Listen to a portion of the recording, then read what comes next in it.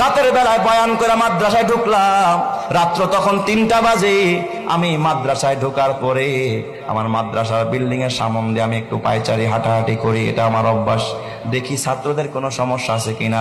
হঠাৎ দেখি বিল্ডিং এর সামনে দিয়ে হাঁটতেছি, গুনগুন গুনগুন করে কান্নার আওয়াজ। রাত্র 3টা, আমার কলিজায় যেন আঘাত হানতেছে। আল্লাহ, ও মালিক, গভীর রাত, মানুষ ঘুমায়, পশু পাখিরা ঘুমায়, এই রাতে আবার কে কাঁদে?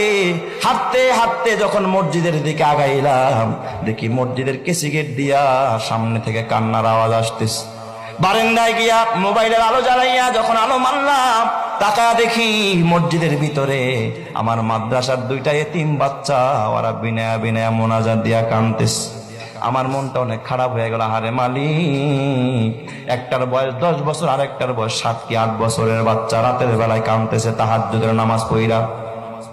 মনে চাইলো ভিতরে ঢুকে একটু আদর করি, কিন্তু চিন্তা করলাম আয় হায়, আমি ঢুকলে ওরা আর কাঁদবে না, আমলটা নষ্ট হয়ে যাবে।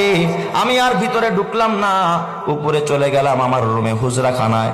ফজরের আজান হলো, মসজিদে আসলাম। আমি কাতার দিয়া হাঁটতেছি আর তালাশ করতেছি, দেখি ওই বাচ্চা 2টা কোথায়।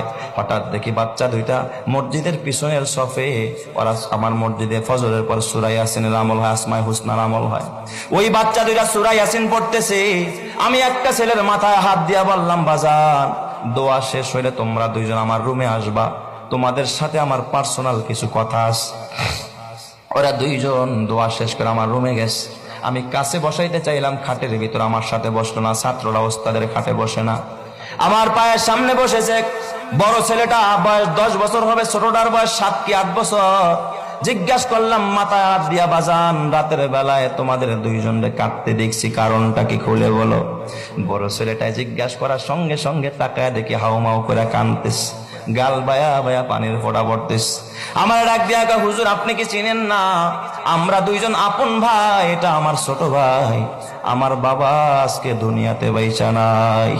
হুজুর আমরা 2জন এতিম, আমার মা, আমার ছোট্ট একটা বোন আছে, এই বোনটাকে নিয়ে একটা বস্তিতে ভাড়া থাকে।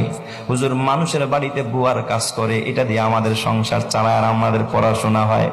হুজুর শোনেন, আমার ভাইটার চিকুনগুনিয়া জ্বর, আজ থেকে 4-5 বছর আগে সর্বত্র চিকুনগুনিয়ার ছড়াছড়ি।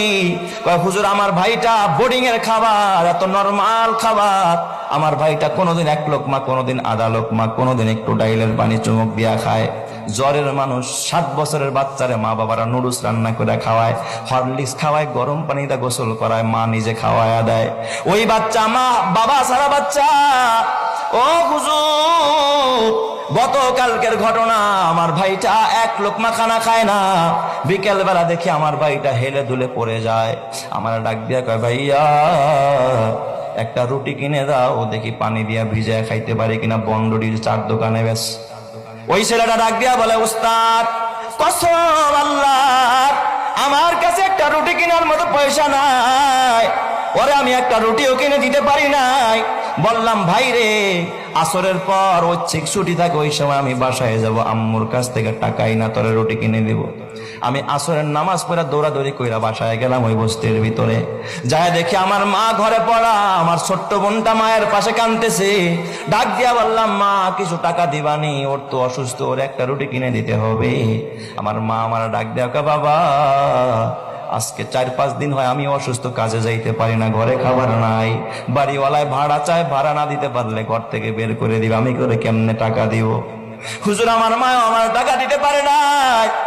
আমি যখন খালি হাতে মাদ্রাসায়, আমার ভাইটা গোটা বিকাল কাঁদতে কাঁদতে বালিশ ভিজায় ফেলছে। হুজুর আমাদের দেখার কেউ নাই, আমার বাবা যদি বেঁচে থাকতো, আমার বাবা আমাদের পাশে এসে দাঁড়াইতো, আমাদের খোঁজ খবর নিত। এই কথা শুইরা বাবা চোখের পানি রাখতে পারি না।